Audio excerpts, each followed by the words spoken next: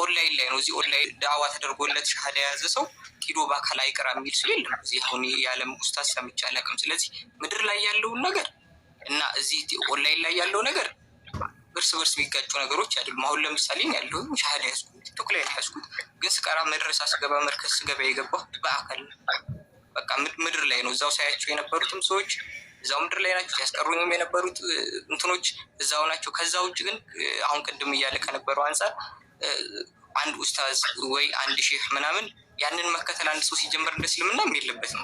ኖርማል አሁን ተከተሉ የተባልነው ረሱል ሰለላሁ ዐለይሂ ወሰለም ነው የእሳቸውን ሱና ነው እንጂ ወይ አንድ ሼህ ሱና የአንድ ኡስታዝ ሱና ምናምን ያንን ሲጀመር ለምንስ ያህል ነው አንድ ሰው ሲጀመር ገብተዋል። ከአንድ ሰው የምትወስደው ትምህርቱን ነው የምትወስደው ገብተዋል። ያን ትምህርቱም ደግሞ ትምህርትም ሆኖ ከቁርአን ከሐዲስ ያለ ነገር ከሆነ ትቀበላለህ። ከዛ ውጭ የራሱ አይነት ላይፍ ከሆነ የራሱ ላይፍ ፐርሰናል ላይፉ ሁሉ በእኔ አደም በቃ ምንም ይሄ ማንኛውም ያደም ልጅ በአጠቃላይ ስህተት ላይ ነው። የራሱ ስህተት ይኖርበታል። አትከተለውም። ሲጀመር መከተልምም አይጠበቅብህም። እንደ እስልምናም እንደዚህ አይነት ማስተምሮ የለም። ግን አንድ ሰው ከተከተለ የመከተል ፍላጎት ካለው ምን አይነት ዌይ ኦፍ ላይፍ ልከተል የሆነ አይነት ሲምቦል ፈልጋለሁ ካለ ረሱል ሰለላሁ ዐለይሂ ወሰለም አሉለት፣ ያንን መከተል ይችላል። ከዛ ውጭ ያለው ሰው ግን ሲጀመር እስልምና እንደመከተል የማያዝም። ሲጀመር አንድ ሰው ወደ እነዛ ሰዎች ማየት ከጀመረ የነዛ ሰዎች ላይፍ መድገም ከፈለገ ሲጀመር ስህተት ላይ ነው ያዘ። ዝም ብሎ የሆነ ጥያቄ ሲጠየቅ ሼህ እንዳሉት ኡስታዜ እንዳሉት ምናምን የሚል አይነት አስተሳሰብ ማዳበር ከጀመረ እሳቸው እኮ እንዲህ አድርገዋል ምናምን የሚል አይነት አስተሳሰቦች ማዳበር ከጀመረ ያው የተጠላ አስተሳሰብ ነው። ሰው ከተከተለም መከተል ያለበት ረሱል ሰለላሁ ዐለይሂ ወሰለም ያደረጉትን ነገር ያንን ነገር ነው የሚከተለው። ከዛ ውጭ ደግሞ ሁለቱ ነገሮች የሚጋጩ አይደሉም። እንዴት የሚጋጩ እንደመሰሉ አላውቅም። ሁለቱም ተያይዘው የሚሰሩ ነገሮች ናቸው። አሁን ኖርማል ኦንላይን ላይ ያለውን ዳዕዋ መጅሊሱም የሚያውቀው ዳዕዋ ነው። ሲጀመር ፍቃድም ያላቸው ሰዎች ናቸው እየሰሩ ያሉት። አብዛኛዎቹ የዳዕዋ ጀማዎች መጅሊሱ ያውቃቸዋል። ስለዚህ አዲስ ነገር ምናምን አይደለም። ምድር ላይ ካለው ነገር ጋር የሚጋጭ የማይተዋወቅ ምናምን አይነት ነገር አይደለም። አብሮ እየሄደ ያለ ነገር ነው። ተያይዞ እየሄደ ያለ ነገር ነው እና ከዛ አንጻር ነው የገባ ያል መሰለኝ። ሁለቱ የተለያዩ ነገር ነው ይመስላል። አንዴ ይቅርታ ጃ የጨረስ መሀል ላይ እንዳንገባበ ብዬ ነው። ጨርሰሃል? ጃቢር መስሎ የነበረ ትን ፕሮፋይል ኔሙን ሳይ እና ድምፁ ሌላ ሰው መሰለብኝ። ጃቢር አይደለም አይደለም ሌላ ሰለምቴ ጃቢር የጃቢር መሰለኝ እና ሶሪ አፎ በለኝ። የግል ሀሳብህን ከሆነ ያወራው አግሬ አደርጋለሁ። ለእኔ እየመለስክን ከሆነ ግን በጭራሽ እኔ አንተ ያልከውን ነገር አላልኩም። እንደዛም አይነት አስተሳሰብ የለኝም። እንዴት ተረድተህ እንደዛ እንደመለስክ ለእኔ ከሆነ ያብራራው ቶታሊ ሮንግ ነው። ዝም ብለህ ግን መርህን የእስልምናን ትምህርት ከሆነ የተናገርከው የግል ሀሳብህን እንዳንተ ነው ማምነው፣ አስባለሁ። እንደዛ ነው ማምነው። ምንም የተለያየ ነገር የለም። ግን አልገባችሁም ብለህ በእኔና በባቢሎን ያለውን ክፍተት አጠበህ የተረዳኸኝ ነገር መስሎኝ ነበረ። ግን እንዳልተረዳኸኝ ያወቁት ለእኔ ከሆነ ማብራሪያው እንዳንድ እስልምና ነገር ግን ካብራራኸው እኔም አግሬ አደርጋለሁ አንተ በምትለው ሀሳብ። አንደኛ ይጋጫል አላልኩም። ሁለተኛ ሰው ከመከተል ወጥቼ እኮ ነው እንዴት ተመልሼ ሰው የተከተልኩትን ውሻ ወደ ጥፋቱ እንዴት ይመለሳል? ሰው መከተል አቁሜ ሰው እከተላለሁ? ሰው መከተል ከፈለኩ እኮ ይሄኛው ነበረ ሰው የሚሻል። እሱን አይደለም ያልኩት። ሁለተኛ እርስ በራሱ ይጋጫል አላልኩም። በጣም ግልጽ ለማድረግ አማርኛዬን ለማጥበብ ለመግለጽ ከፈለኩኝ እንደ ዋና ነገር መጠቀም አልፈልግም። ፐርሰናል የኔ ፍላጎት በሰዎቹ ላይም ጄጅ አላደረኩም።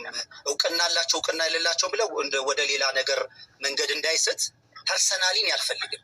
ማህበራዊ ሚዲያ በአጠቃላይ ነገር ላይ ኢትዮጵያን ገዝቶ ነው ያለው እና በዛ ጉዳይ ላይ ዋና ነገር እንዲሆን አልፈልግም። እኔ በብዛት ደስ የሚለኝ የአካል ግንኙነት ነው ያልኩት። በአካል ስመካከርም ስጨቃጨቅም ስነጋገርም ስገባም ስወጣም አካልን ወዳለሁ ፐርሰናሊኒ እንጂ ልጆቹ እንደዚህ ናቸው ምናምን አላልኩም። ማምነው አላህን ነው። ቆይ ልጨርስልህ። ማምነው አላህን ነው የምከተለው ረሱል ያልክም ማለት ነው። አዎ እንደዛ አይነት ትምህርት የጋራ ትምህርታችን ነው። አሁን እንደዚህ ግልጽ ሲሆን ምን እንደሆነ ታውቃለህ አይደል? ገባኝ። አሁን እንደዚህ ስታደርገው ግልጽ ይሆናል። አንዳንድ ጊዜ ቃላቶች ንያህን የምታወራበት ሞቲቭ አንተ ነህ የምታውቀው። ገብቶሃል? ከዛ ውጭ ለሰዎች ያልሆነ መልዕክት ሊመስል ይችላል። እንደዛ ስለሚመስል ቃል ስለሆነ ነው። ከታችም እንደዛ ሲሉ ኖርማል። አሁን ባረከው አይነት ግልጽ ባረከው መንገድ ጥሩ ነው። ልክ አይነት አስተሳሰብ ነው። ከዛም ውጭ ደግሞ አሁን ለምሳሌ እዚህ ምንድን ነው እየተሰራ ያለው? ምድር ላይ እየተሰራ ደግሞ ያለው ምንድን ነው ካልክ ይለያያሉ ሁለቱ። አሁን እዚህ ጋር እየተሰራ ያለው ዳዕዋ ነው፣ ንጽጽር ነው። የመማሪያ ቦታ አይደለም ሲጀመር ላይ ገብተዋል። አሁን አንድ ሰው እዚህ ሻሃዳ ከያዘ በኋላ ወዴት ነው የሚላከው? ኖርማል መማር ወዳለበት ቦታ ነው የሚላከው። የሚማረው እኮ ምድር ላይ ነው። ሰው አሁን ችግሩ እንደሆነ ታውቃለህ? አንድ ሰው እዚሁ ጀምሬ እዚሁ ጨርሳለሁ ካለ ያ ነገር አው በቃ ብቻውን ይሄ እዚህ ላይ ያለው ነገር ፈላጭ ቆራጭ ነው ባልከው መንገድ አሁን አንተ ያልከው ባለው መንገድ ከሆነ እዚሁ ፈላጭ ቆራጭ የሚለው አተረጓጎም አንድ ሰው እዚህ ኦንላይን ላይ ሻሃዳ ይዞ የሚቀጥለውም ላይፉ እዚሁ ከሆነ ምንም ለውጥ አያመጣም። በሙሉ እዚህ ላይ እንዲሆን አልፈልግም ነው በአጠቃላይ ድሮ ልክ ነው ከዛሬ 7 አሁን ይሄ ልክ ነው አስተሳሰብ ግን ያልክበት መንገድ አለ የቃሉ ያን ስላልተረዱ ነው እኔም ስለገባኝ ነው ግልጽ እንድታደርገው ስለፈለኩ ነው ሚስ እንዲያደርግ ስለፈለኩ ነው። እሺ እኔ እኮ ጋዜጠኝነቴን በስነ ስርዓት እንዳልጠቀምበት እኮ መሀል እየገባችሁ እኮ በቃ እንደዚህ እኮ ስሜታዊ ይሆናለሁ። ነገሩ ይሰፋል። ኖ መስፋት አይደለም ከታችም ትንሽ ውዝግብ ስላሉ እሱ ደግሞ አላልኩኝም እያለ ነው የአውሪካኑ ደግሞ አለ ታውቃለህ አይደለ? ስለዚህ አሁን ከታች ኮመንቶች መጨረሻ ብናደርገው አይሻልም? ባቢ እወጣለሁኝ እኔ ብዙ አልቀመጥም ታውቃለህ አይደለ? ዘዋሪ ስለዚህ አንድ ብቻ ነው የምጠይቀው ጥያቄ ማለት አንድ ጥያቄ ናት ለራሱ ነው የምጠይቀው። እሱ ምንድነው ቲክታክ ላይ ያለው ትምህርትና መሬት ላይ ያለው ትምህርት አንድ አይደለም። ልክ እንደ ኦርቶና ጴንጤ ነው ያለው። ይህንም ለማለት ፈልጎ ነው። እኛ እዚህ ጋር ወንድሞች የሚያስተምሩትና ታች ኡስታዞች መሬት ላይ የሚያስተምሩት ትምህርት ይለያያል። ተውሂድ 2 አይነት ነው። ቁርአንስ 2 አይነት ነው። ሐዲስስ 2 አይነት ነው። ምን ለማለት ፈልጎ ነው እንደዛ ያለው? ይህን ያስረዳል። ኦኬ አንደኛ ቶኒሽ ትክክል አይደለም። ስሜታዊ አትሁኚ፣ ጥሩ አይደለም። የማስፈራራት ቃል ነገር ያለው ይመስላል እና እኔ ድምፄ ነው ተድላኔ ድምፄ ነው ብቻ አስረዳ። ሌላ ድምፅሽን ስለማውቀው ችግር የለም። ቆይ አስረዳ ብቻ አስረዳ። ሌላው ነገር ነው። አሁንም ተረጋጊ። እንደሱ ከሆነ ላልመልስልሽ እችላለሁ። ተረጋጊ። መጀመሪያ አንድ ነገር ለምሳሌ ትናንትና ኦንላይን ላይ ነበርኩኝ ሀናን ቤትና አንድ መምህርን ምሳሌ አድርጎ ኡስታዝ ሲናገር ነበረ። ለምንድን ነው ይህን ቃል የተናገሩት ሲል 1-2 ፉት ብዬ ነበር ሰክሬ ነበር አሉ። ቃላቶችን በቀጥታ ከወሰድሻቸው አንቺ የምትሰጪውን ትርጉም ነው የሚሰጠው። ሰውየው አሁን 2 ፉት ብያለሁ ማለት 2 መለኪያ ጠጥቻለሁ ማለት አይደለም። ሰክሬ ያለሁም ማለት ጠጥተው ሰክረዋል ማለት አይደለም። አንዳንዴ ምሳሌዎችን ካልገባን ምን ለማለት ተፈልጎ ብሎ ነው እንጂ መጠየቅ ለብቻሽ አግሬሲቭ ሆነሽ በእንደዚህ አይነት መንገድ እኔን አስጨንቀሽ ምናምን መልስ ለማምጣት መሞከርም የለብሽም። አንቺ ወንድምሽ ነው። ለምን ፖለቲካ ትሰራለህ ተድላ? መጠይቅም ጥያቄ በስርዓቱ መልስልኝ። በቃ እኔ ሳወራ እንደዚህ ነው የማወራው። ጌታንኩ ስጋላው ምክንያቱም የተናገርከው ንግግር ትክክል ስላልሆነ ይጨርስ። ቆይ ተረጋጊ። አሁንም በእንደዚህ አይነት መንገድ አጠገቢሽ ስላለው ልታንቂ ኛችንም ላልመልስልሽ ይችላሉ። ልታስገድጅኛችን ግን ተረጋጊ የምልሽ እኔ ወንድምሽ ነኝ፣ እህቴ ነሽ። እኔን ማትረፍ ከፈለሽ ከተሳሳትኩም በአደባባይ መምከርና መገሰጽ ችግር የለውም። እሱ ምን ያደርግ ነው ምናምን ካልሽ ግን አልመልስልሽም። ባልመልስልሽ ምን ታመጫለሽ ብልሽ ደግሞ የበለጠ እየሰፋ ነገሩ ይሄዳል። አሁንም እያልኩሽ ያሉት ነገር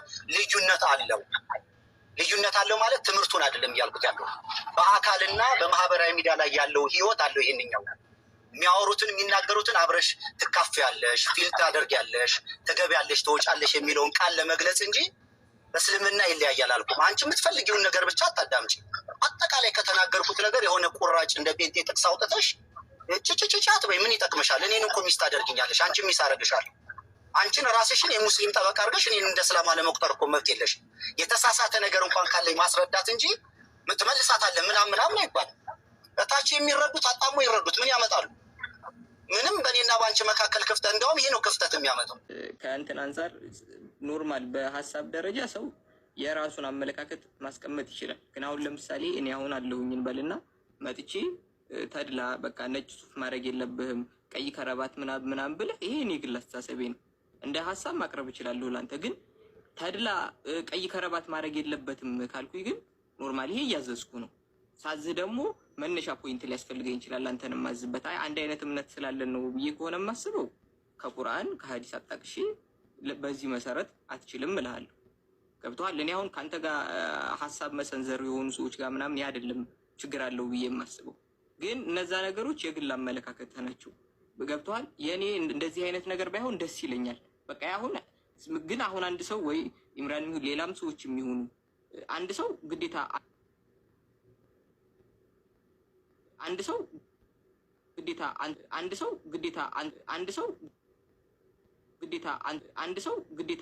ካንተም ጋር አይደለም የሚከራከረው።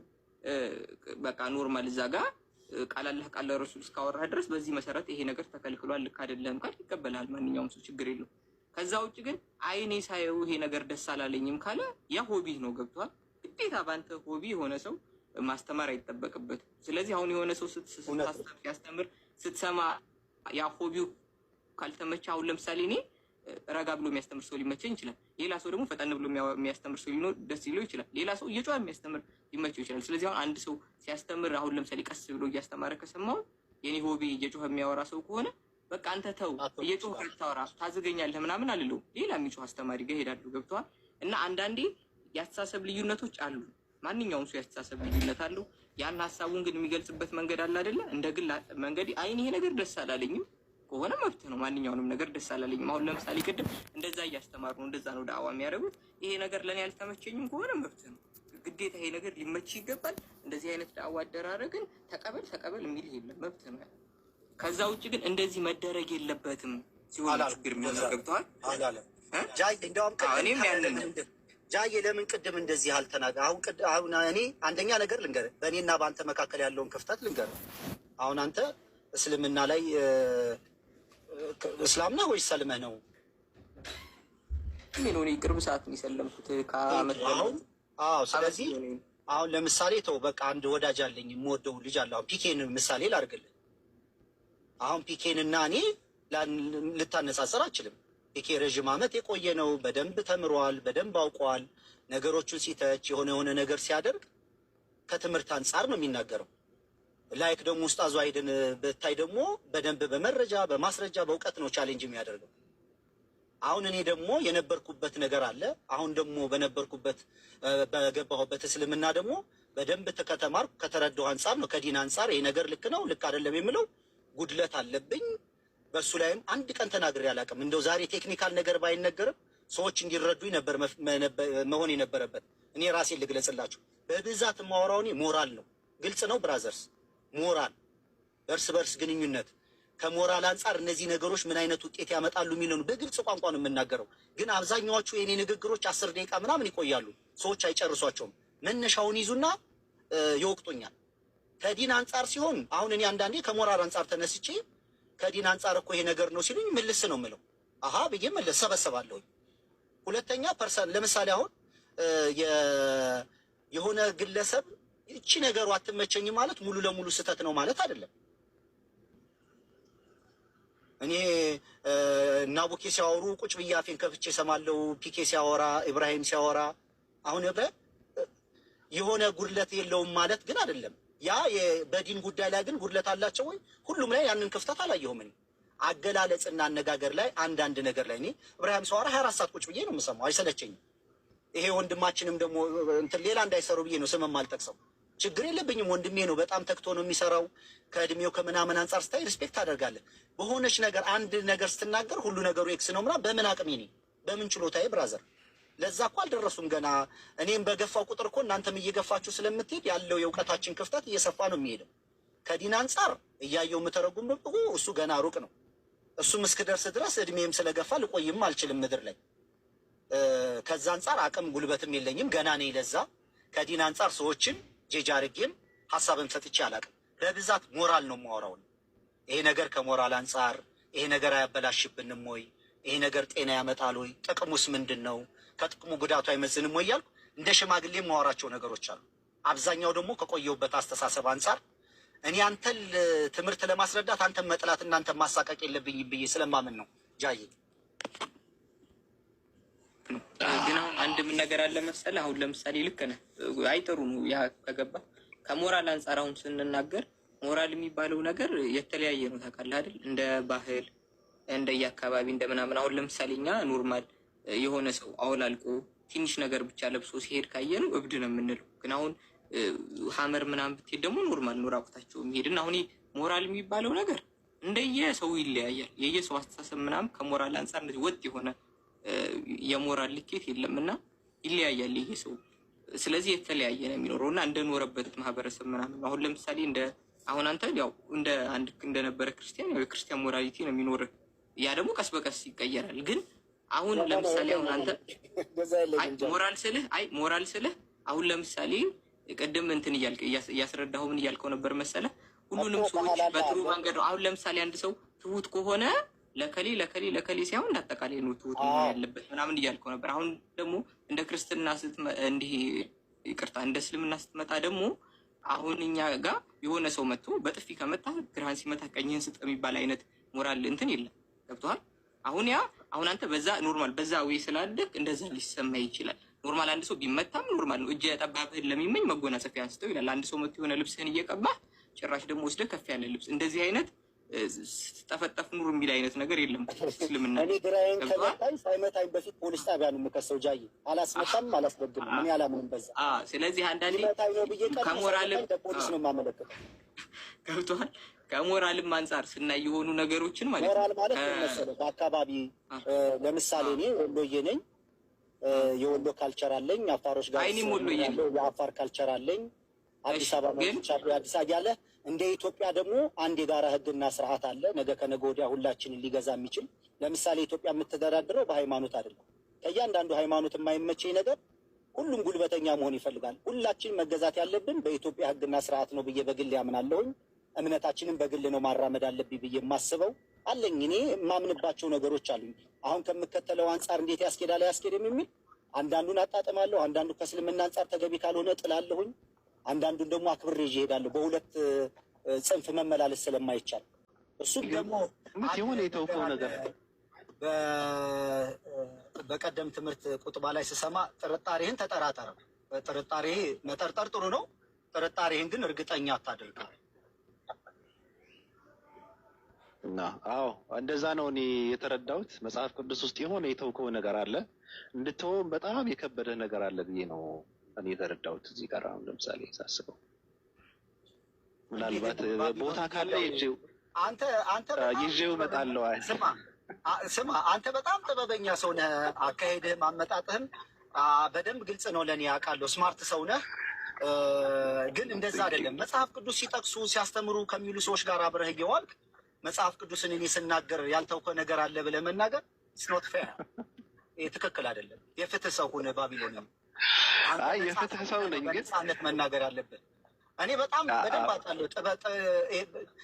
ብዙ የህይወት ኤክስፒሪየንስ ስላለኝ በጣም ጥበበኛ ነህ። እንዲያውም አትጋለጥም። እንዲህ ብሎ ምንድን ነው እንዲህ እጅ ምን ብዬ ልንገር፣ የጭቃ ሾህ የሚባል ሰው ታውቃለህ? የጭቃ ውስጥ ያለ ሾህ ሳታየው ነው የሚወጋ። እጁን ይዘህ እንዳታስቆመው። በጣም ጥበበኛ ስለሆንክ ስማርት ነህ። በዚህ መንገድ ሰዎችን የምታስተምርበት፣ የምታብራራበት፣ የምታጋልጥበት መንገድ ደስ ይለኛል። ግን መጽሐፍ ቅዱስን ስለ ግለሰቦች ባህሪ የተነስተ መጽሐፍ ቅዱስን ሲጠቀስ የዋለበት አካባቢ አብረን እኔ አንተም እየዋልን እኔ ስጠቅሰው ይሄ ነው ፍትህ መጉደል ማለት። እኔ ስጠቅሰው የሆነ ያልተውከው ነገር አለ፣ ቅር አለ ምናምን። ከዚህ አንጻር ነው ለምሳሌ ትፈልጋለህ የ40 ዓመት ድግምት በአንዴ እንዲወጣ ትፈልጋለህ? አይደለም እንድትተውም አልፈልግም። አሁን ለምሳሌ ሙስሊሞች እኮ ደግሞ የምቀበለው ቅሪት አለ ብለው ነገር አለ እንጂ ቅሪት አለ ብለው እኮ ነው የምቀበለውም እና የማምነውም ነገር አለ እኮ። እንደ ሙስሊሞች እንደዛ ብለው ነው የሚያምኑት። አሁን ለምሳሌ ፈጣሪ ኃያል ነው የሚል ቃል አሁን መጽሐፍ ቅዱስ ውስጥ ካለ ሙስሊሞች ትቀበሉታላችሁ ወይ ብለህ ብትጠይቃቸው ይቀበሉታል አይደል? አንድ ያደርገናል እንደዚህ። እኔም እንደዛ ነው ያልኩት።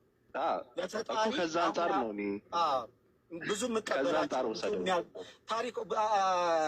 አብዛኛው እኮ የብሉይ ኪዳንን ታሪኮች እኮ ከቁርአን ጋር ካለው ሀሳብ ጋር እኮ የተወሰነ ለምሳሌ ነቢያቶች ላይ ባይብል ላይ ስትመጣ ግድፈት አለ፣ ኃጢአት አለ፣ ነውር ይሰራሉ ምናምን ይላል። እስልምና ደግሞ ክሊር አድርጎ የተጠበቁ ጨዋ ስርዓት ያላቸው ሰዎች አድርጎ አስቀምጧል። አብዛኛው ታሪክ ግን ተመሳሳይ ነው። ያ ነፃ አነጻጽረን እኮ መሰለኝ እስልምናን የተቀበልነው ብራዘር። አይ ጥሩ ነው። እኔ በጣም ደስ ብሎኛል ስላወራው፣ በሰፊው ስላወራን ደስ ብሎኛል። እኔ ለጠየቁ ጥያቄዎች ደግሞ በትህትና ስለመለስክልኝ በጣም ነው የማመሰግነው። ጥያቄዎች እኔ በጠየቁትና ተድላ በመለሰው ደግሞ ጥያቄዎች ካሏችሁ መጠየቅ ትችላላችሁ። ያው ተወዳጆች፣ የዛሬ ፕሮግራማችን ሳናስበው የገባንበት ጉዳይ ቢሆንም ግን ብዙ ነገር የተማርንበት እንደሚሆን ተስፋ አደርጋለሁ። እንዳያችሁት ነው። ተድላ ደግሞ መጠየቅ ከፈለጋችሁ ወደ ሰፊ ነው፣ ምንም ችግር የለበትም። ቀዝቀዝ ያለ ስሜት ያለው ጓ የሚል ሰው አይደለም። ስለዚህ ቀረብ ብላችሁ ብትጠይቁት ለመመለስ በሩ ክፍት የሆነ ሰው ነው። ጠይቁት። አሁንም ጥያቄ ያለው ሰው ካለ መቀጠል ይችላል። እኔ ጨርሻለሁ። በአክብሮት እንደው ግንባረን ስሜ በትልቅ ሰው ነው ጥያቄ ማድረግ። ባቢሎን የአንድ ነገር ልንገርህ፣ አእምሮ ፈጣን ነውና ኮሜንት አነባለሁ ምናምን ምናምን እያረኩ ነው እንትን የምለው አንዳንድ መልካም ግብአቶች ካሉ ፒክ ለማድረግ አንድ ሰውዬ መጀመሪያ ማውራት ሲጀምር አንተን የሰጠ አላህ እንደው ምናምን ብሎ የእንባ ምልክት አሳየ። ወደ መሀል ላይ ደግሞ ከእህታችን ጋር ስንከራከር አስወርዷት አለ። አሁን ደግሞ ፈጠፈኝ አንተ ሌባ ተይዛል ምናምን።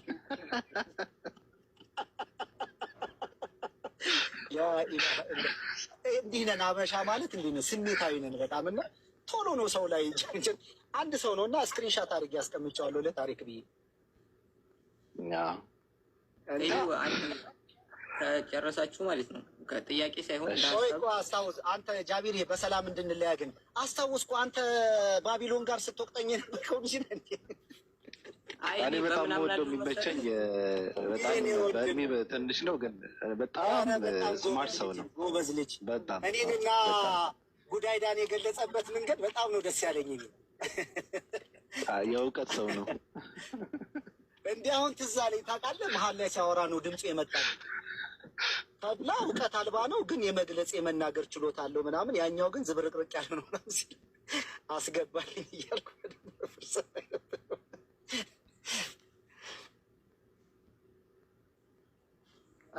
ያኔ የማይወዳደሩ ሰዎች አታወዳደር ብዬ ነው እኮ። ካልሆነ ሰው ጋር ሲያወዳደር ነው ያልኩት። ኧረ በጣም ደስ ያለኝ እኔ በጣም አንተማ አድናቂ ነኝ። ፎሎ አድርጌሃለሁ ግን ጃዬ ቆይ እስኪ ልየው። ፎሎ ካላረኩ ፎሎ ማድረግ አለብኝ አንተን እንዲ። አዎ ፎሎ አንተ ማድረግ ግዴታ የለብህም። እንደኔ ደስ ሲልህ አድርገኝ። ፎሎ ባክ እንዳትመልስ እና ምን ይሄ ነው መጽሐፉና ቆይ ላሳይ።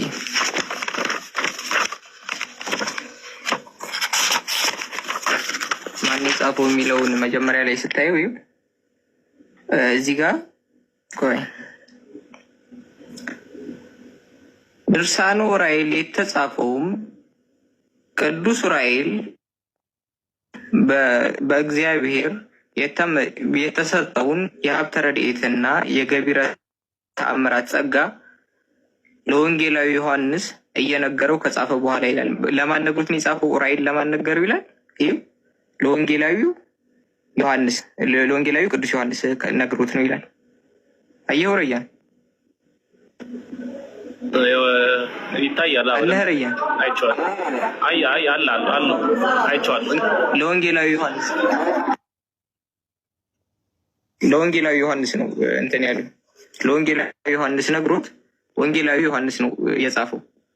ከዛ በኋላ እዚሁ እንትን ላይ እዚሁ ገገድለ ዑራኤል ላይ ላሳያ ሴቶች ተሳሳሙ ምናምን የሚለው እዚህ ላይ ነው ያለው። ይሄ በምራቅ ድርሳነ ዑራኤል አንድ ሀሳብ ላሳይ ቅድም ነበር እና የዮሐንስ ዮሐንስ አይ በምራቅ የሚለው እዚህ ጋር ምራቅ ስጋ ሆነ እዚህ ጋር ነው፣ እዚሁ ጋር ነው እናየዋለን። እሱንም ግን ሐዋርያው ጴጥሮስ ሁላ ሙስሊም አንድን ሙስሊም ክርስትናን አስይዟል። ታውቃለህ? ወንጌል ሰብኩ ጴጥሮስ ወንጌላዊ ሐዋርያው ጴጥሮስ ነው። ረያን አዩ በማግስቱም አለ ያ ተንባላዊ አለ። ተንባላዊ ማለት በእነሱ ሙስሊም ነው። እዚሁም ጋር ቆይ አንዴ ካሜራ በማግስቱም ያ ተንባላዊ ወደ ኤጲስቆጶሳት አለቃ ወደ ሐዋርያው ጴጥሮስ ሄዳለ። ወደ ማን ሄደ? ወደ ኤጲስቆጶስ አለቃ ወደ ሐዋርያው ጴጥሮስ ሄደና በራእይ ያየውን ነገረው። ያን ጊዜም ጴጥሮስ ደስ አለውና የክርስትናን ሃይማኖት ለብዙ ቀን አስተማረው። ከ3 ወር በኋላም ጴጥሮስ ተጠመቅና ክርስቲያን ሁን ቢለው ክርስቲያን ብሆን ምን አገኛለሁ? ምንስ ይጠቅመኛል? ሲል እስላሙ መለሰለት ይላል። እስላም ነው ሰውየው። ከዛም ስለዚህ ሰውዬ ሲያወራ በቃ እስላሙ እያለ ነው የሚያወራው። እዚህም ጋር እስላሙ እያለ ነው፣ እዚህም ጋር እስላሙም ለሐዋርያው ጴጥሮስ መለሰለት ይላል። ስለዚህ አሁን እስልምና ከረሱል ሰለላሁ ዐለይሂ ወሰለም በኋላ ነው የመጣው የሚለው ሀሳባቸው አያዋጣም። ምክንያቱም ራሳቸው ሐዋርያው ጴጥሮስ አንድን ሰው እንዳሰለመ ተናግረዋል። እንግዲህ ሐዋርያው ጴጥሮስ ካሰለመ እንግዲህ ከሐዋርያት በፊት እነሱም ክርስትና እንደሌለ ያምናሉ። በሐዋርያት ጊዜ የተጀመረ ከሆነ አንድ ሐዋርያ ደግሞ አንድን ሙስሊም ወደ ክርስትና ተጣርቶ ክርስቲያን ካደረገ እስልምና ከክርስትና በፊት መኖሩ በጣም ግልጽ ነው። ግን የሚያሳዝነው በጣም አስፈራርቶ ነው ይህን ሰው ክርስትናን ያስጠበቁ በሴፍ በምናምን አስፈራርቶ ማለት ነው። ይሄ ሙስሊም ምን እያደረገ ነበር መሰል? ብዙ ጊዜ ቤተክርስቲያን ይሄድ ነበር እና ከዕለታት አንድ ቀን ከብዙ ቀን በኋላ ይላል በቅዱስ ራኤል ቤተክርስቲያን ውስጥ ሲጸልይ በህልሙ ራእይ እያለ አንድ ቀይ ሰው ሰይፍ በእጁ ይዞ መጥቶ አንተ ሰው ክርስቲያን ሳትሆን እዚህ ቦታ ምን አመጣ? የእግዚአብሔር ምሕረት ባይከለክለኝስ ባጠፋሁ ነበር አለኛል። ይሄ ቀይ ሰይፍ የያዘው ሰው የተባለው ኡራኤል ነው እና እንደዚህ ካስፈራራው በኋላ ነው እንደዚህ ዛቻ ሲያደርግለት እግዚአብሔር ምሕረት ባይኖር አጠፋህ ነበር ሲለው ሙስሊሙ መጨረሻ ፈርቶ ነው እዚህ ጋር ወደ ሐዋርያው ጴጥሮስ ሲሄደው።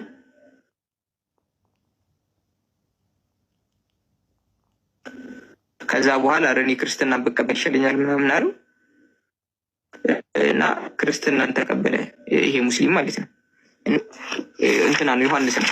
ጭራሽ ደግሞ ጻፍ የተባለው የሚለውን ስናየው ለኢትዮጵያውያን ይህንን ጻፍ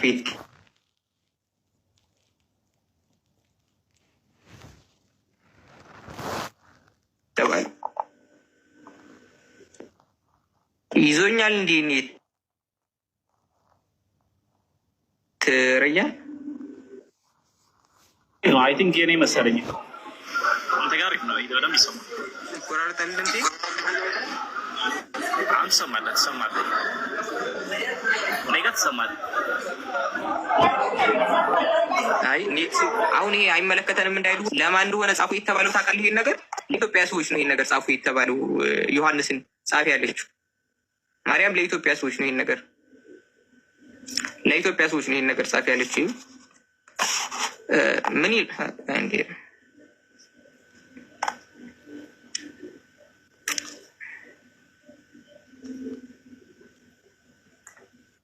እዚህ ጋር ዮሐንስ ሆይ እንግዲህ ይህን የምነግርህን የቃል ኪዳን ነገር ለኢትዮጵያ ሰዎች ትጽፍላቸው ዘንድ ልብ ብለህ ስማ አለችዋል። ማርያም ምታ ለዮሐንስ ለወንጌላዊ ዮሐንስ ይሄንን የምነግርህን ነገር ለኢትዮጵያውያን ጻፍ አለችው እያለ ነው እና አድሬስ አድርጋ ማርያም ይሄን ነገር ጻፍ ያለችው ለኢትዮጵያውያን ነው። ስለዚህ ኢትዮጵያውያን ክርስቲያኖች እባካችሁ አንድ ልታውቁት የሚገባው ነገር ከእንትን በፊት ከክርስትና በፊት እስልምና የሚባል ሃይማኖት ነበር። ይህንን መጽሐፍ ለኢትዮጵያውያን ነው በቃ በዩ እዚህ ጋር የሚለው ዮሐንስ ሆይ እንግዲህ ይህን የምነግርህን የቃል ኪዳን ነገር ለኢትዮጵያ ሰዎች ትጽፍላቸው ዘንድ ልብ ብለህ ስማ አለችዋል። ስለዚህ ለኢትዮጵያ ሰዎች ሂድና ተናገር ይሄን ጽጻፍ ተብሏል። ከዛ በኋላ እሱ እዚህ ጋር ጽፏል እና እዚሁ መጽሐፍ ላይ ደግሞ ሌላ ምን እናገኛለን? በአጠቃላይ ይሄ የሃይማኖተ አበው ተርጓሚዎች ሐዲሳትን ብሉያት ምናምን የተረጎሙ ሰዎች በአጠቃላይ ሲኦል ውስጥ እንትን ያሉ ናቸው። አሁን እነዚህ ሰዎች ኪዳን ተርጓሚዎችም የብሉይ ኪዳን ተርጓሚዎችም ሁሉ እንትን ውስጥ እንደገቡ እንትን ብላቸዋለች ተናግራለች። እና ለኢትዮጵያውያን ተናገሩ እስካለች ድረስ ያው ዝሮ ዝሮ ለእናንተ ነው አድሬስ ተደርጎ የተጻፉ ይሄ ነገር እና ቀጣይ ደግሞ እስኪ አንድ ሀሳብ እዚሁ እንዲለው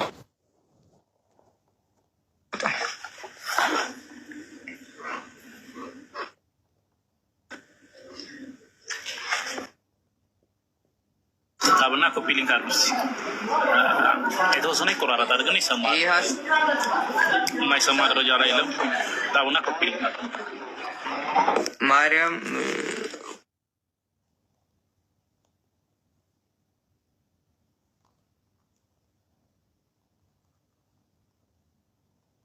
ወፉን አመታ እየበረረች የተናገረችው ሀሳብ ነው። ማርያም ወፉን አመታ እየበረረች ወይም የአብዱልፈታ ፐርፎርማንስ ይፋ ትንሽ ነው ይዟል።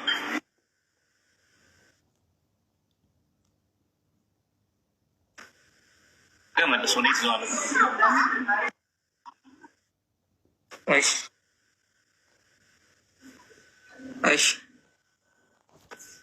ይዘጋብኛል። ምን እንደሆነ አላውቅም። ካሜራ ስከፍት መልሶ ይመልስብኛል።